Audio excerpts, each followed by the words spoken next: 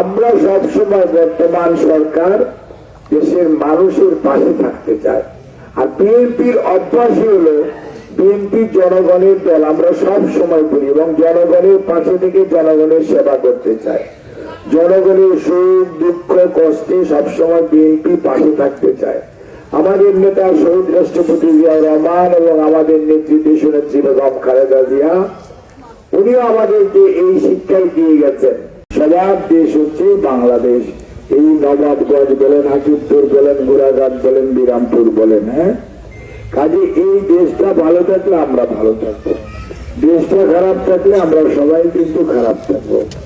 আমরা যেটা চাই, আপনারা যে সুশৃঙ্খল ভাবে এখন বসে আছেন, আপনারা আমাদেরকে সহযোগিতা করবেন। নির্বাচনের আগে আমি বারে বারে আপনাদেরকে বলতাম যে আপনারা যদি আমাকে আপনাদের পাশে থাকার সুযোগ দেন, আমরা কথা দিচ্ছি আমরা বাংলাদেশ জাতীয়তাবাদী দল আপনাদের পাশে থাকবো।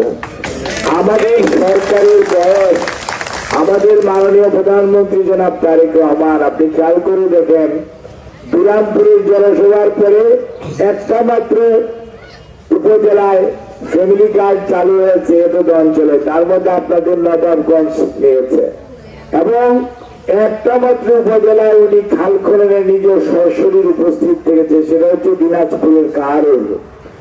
কাজেই মনে রাখতে হবে, প্রধানমন্ত্রীর নানির বাড়ির দেশ হচ্ছে দিনাজপুর, উনি বিরামপুরে বলেছিলেন, মনে আছে তো আপনাদের?